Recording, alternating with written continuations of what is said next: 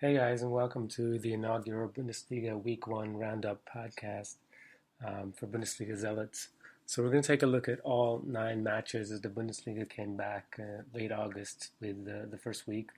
And we saw a couple of really good matches and 26 goals overall.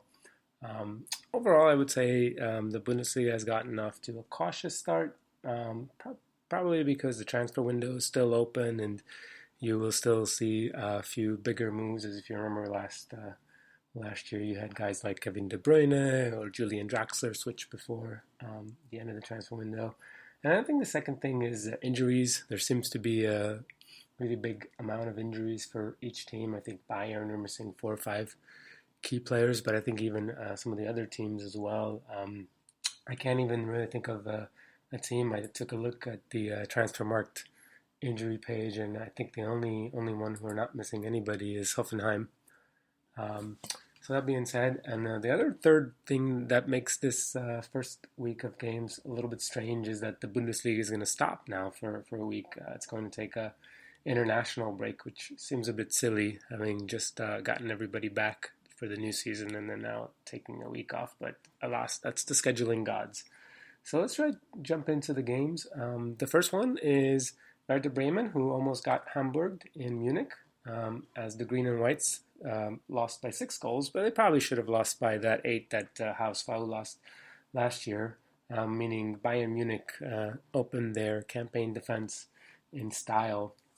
But to be fair, Werder kind of gave up on the game even before it started. They were missing probably their 2 best players with Zlatko Junuzovic, who became a father, and his baby boy Clemens was born, and he also picked up his cut above his eye, as of course Werder were eliminated from the DFB Pokal against Sportfreunde Lotte, which is a real team, by the way.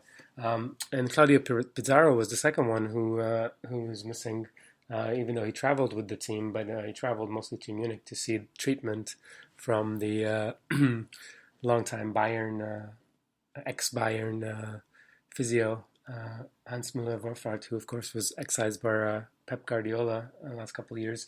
But to the actual game, it was a slaughter. The Munich Allianz Arena witnessed the Bayern train roll 27 shots up on Werder. 22 of them came from inside the box, which is an unbelievable number, and 14 of them actually reached the target. So it's no surprise that they scored 6 goals. Just to give you some context, Bayern were averaging 7.7 goals, shots on target. So to get 14 of them is nearly double, even though 9.6 was the home output for last year. Of course, the main culprit in that was Robert Lewandowski, who put the Messi Ronaldo level 12 shots and getting 6 of them on target. So for him to get 3 goals, one from penalty, is actually kind of underperforming, as crazy as that might sound. Thomas Müller somehow still cannot buy a goal. We're discounting the Super Cup, and he had 6 shots, 4 key passes, and 3 assists, and another great performance. But he hit the post, missed a couple of chances, and then Felix Wiedwald actually made a few saves on him. So pretty unlucky there.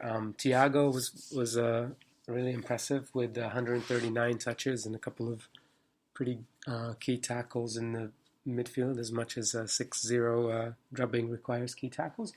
Xabi Alonso opened the Bundesliga season with the season with a great goal from distance. Is only his third in the Bundesliga, so that's a great moment for him. He only played 66 minutes, of course, giving way to Joshua Kimmich.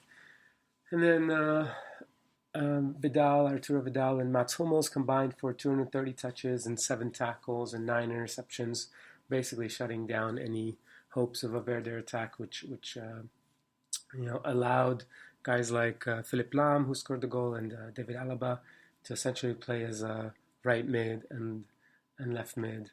Not too much to say about Werder, who got blown out, destroyed, other than I didn't really understand the tactics. The new defenders looked pretty horrendous. I think the only one who actually tried was Gebre Selassie. Aaron Johansson looked terrible. and Clemens Fritz was pretty bad. I mean, everybody else, it's not much to talk about there. So the last thing I'm going to talk about is the expected goals, which actually were only 4.3 for Bayern and 0.2 for Werder, who only managed to get just the one shot, sort of on goal late in the match. Frank Ribery also looked pretty good, but I mean, it's a lot of it is Werder. So let's move on to the second game, which we're going to take a look at is Wolfsburg. Wolfsburg had an interesting lineup at Augsburg, putting Jakub Blaszczykowski, the summer signing from Dortmund, at right back. And they also put Maxi Arnold on the bench, and Mario Gomez was also lacking fitness, so he didn't really start. And they ended up starting Bas Dost, who, as it would turn out, is now signed for Sporting Lisbon in Portugal. The 2-0 victory is actually kind of nice for Wolfsburg, because the expected goals were 0.5 and 0.7 respectively, and they basically scored two really nice goals with the left foot. Daniel Didavi from Stuttgart, who came over, finished up a nice one in sort of classic Didavi fashion, hitting the top corner. And then Ricardo Rodriguez scored a free kick in the 89th minute to kind of secure the win. So the shots were 13-12 actually in favor of Augsburg, but unfortunately Augsburg suffer from the long-standing problem of shooting from crazy distances, and 12 of the 13 shots came from outside the box. So it's no surprise that they only got 2 of those in target. For Augsburg, Alfred Finnbogason was really bad. Surprising, because he was actually pretty good after coming over from Real Sociedad. Now he's made his move permanent, and he only had 21 touches and an atrocious 46% passing accuracy, and was rightfully subbed off at 66 minutes. I think other players for Augsburg couldn't really get into the match. Kayubi was probably the best, but even he couldn't do much. And then Jachel Ku and Rel Bobadilla didn't really do a whole lot to sort of threaten. And like I said, they only had the two shots from inside the box, so they were just mostly limited. And you got to give a little bit of credit to Wolfsburg's defense there, particularly Robin Knoche, who is a youngster who's now sort of the main guy with the new summer signing Jeffrey Bruma. Knoche was superb with 3 interceptions and 6 clearances. And then it appears that they're not really missing Dante, who has departed to Nice in France, and Naldo, who's now at Schalke over the summer. And I think probably the biggest performer, or the biggest reason why Augsburg were so limited in their attack is Luis Gustavo, who had a really, really good game with helping Yannick Gerhardt, the signing from Cologne. The Brazilian earned 5 fouls and made 4 tackles and had 98% pass completion on the 49 attempts. All these are game highs. Julian Draxler is the other one that I would also talk a little bit about, who is now reportedly being offered to PSG. PSG is offering 75 million for him. He had 3 shots, all on target, 2 key passes as well. So still doing pretty well for Wolfsburg, who looked a little bit better, but it's hard to take too much from a game against Augsburg, who are still struggling, and it didn't seem like Dirk Schuster was able to imprint his philosophy on the club yet. So it might be in trouble. We'll have to see. But scoring looks like a big problem for Augsburg, and Wolfsburg just had a little bit of individual quality with Didavi and Ricardo Rodriguez, who had a really good game as well. So let's move on to another match on Saturday, which is HSV Hamburger Sportverein. They also made a lot of summer moves, who are adding Filip Kostic, Alen Halilovic, and Bobby Wood are the main additions. And the American Hawaiian made his impact immediately. He latched onto a Rene Adler sort of goal kick and asked the question to Marvin Matip, "Do you even lift, bro?" To which the answer was a sad no, as the American powered through Matip and made it 1-0 to HSV. That's the good news. The bad news is that was Hamburg's only shot on target, with just 8 shots overall, despite getting 4 of those inside of the box. So part of the blame has to go to 2 players, I would say. Mijat Gacinovic and Nico Müller were the center attacking mid and right attacking mid, respectively, who managed to get 23 and 21 touches in 66 minutes. The great Dustin Ward over at StatsBomb pointed out that Müller, who was last year's leading scorer with 9 goals, who completed 7 passes in that match, which has got to be some crazy record. Just to give you some perspective, Marc-Andre ter Stegen, who was a goalkeeper at Barcelona, completed 51 passes over 7 times more over in La Liga against Bilbao. Nico Müller also made things worse by having 50% accuracy on those passes. At least Gregoric was 94%. So you kind of had to wonder why or Alan Halilovic didn't get the start or he didn't get subbed on earlier than the 66 minute. Philip Kostas was actually excellent. He was his usual menacing self, bombing down the left-hand side. But that actually exceeded his low 60s pass accuracy with 80%. He also led the team with 3 shots and 3 dribbles, and Hamburg ran 49% of their attacks on the left side where he is.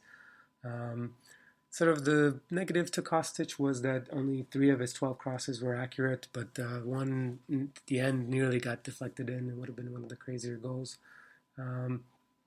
They played this interesting double pivot in the middle with Gideon Young, who's a young player who promptly got injured, is now out with a muscle injury for 3 weeks.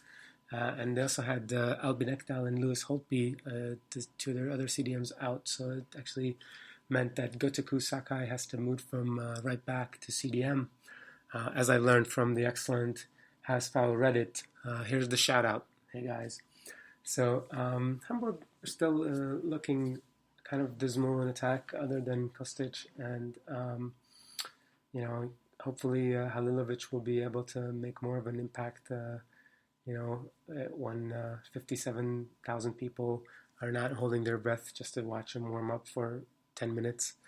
On the other side, Ingolstadt were actually had a pretty interesting match for themselves. They played fewer long balls and more short passes than HSV, which is not something you would have expected. And their star is arguably still Pascal Gross, who is still the OG. He not only covered 11.9 kilometers, which is the third most on match day 1, but the now 25-year-old led the match with 93 touches, 3 shots, 2 on target, and 1 sort of sick move on Kleber as he did the Cruyff turn on him and fired a really nice shot that René Adler saved with much difficulty. Kleber was, of course, the defender for Hamburg, who had a decent game statistically, but committed that crazy error when his clearance after a cross basically was right at the foot of Lucas Hinterseer, and that made it 1-1. So Hinterseer got the goal for Ingolstadt, who, as you probably know, struggled to score, particularly in the Hinrunde, where last year they managed to get 11, so now they're just 10 away. Matthew Leckie was another star and a handful with 4 shots and 5 dribbles and earning 4 fouls. And Challenger's podcast favorite, Will and Patrick, Dario Lescano, earned 6 fouls. That's right, kids. Ingolstadt actually had an interesting summer, losing their coach Ralf Hasenhüttl and to RB Leipzig. And they also lost their 2 young fullbacks, in Robert Bauer, who went to Werder Bremen, and Dani da Costa, who was bought back by Leverkusen. So the Schanzer reverted to their 2 veteran defenders from last year, in Tobias Levels at right back and Markus Suttner, the Austrian left back. Both of these guys are 29. And in this match, they worked out spectacularly, as they were second and third behind Pascal Gross with 78 and 76 touches, respectively, combining for 4 tackles, 5 interceptions, 7 clearances, and 2 block shots. Crazy great day for them. Suttner was the more attacking-minded of the 2, playing really high up the pitch. He's basically sort of the counterpoint to Pascal Gross. He put in 8 crosses and had 2 key passes on 64% accuracy, which is basically sort of the Robert Bauer da Costa pass accuracy level. Tobias Levels was leveling up with 74% accuracy on 41 passes. Another really good nugget pointed out by Dustin Ward in his StatsBomb piece which I encourage you to read, is that Lavos was one of the most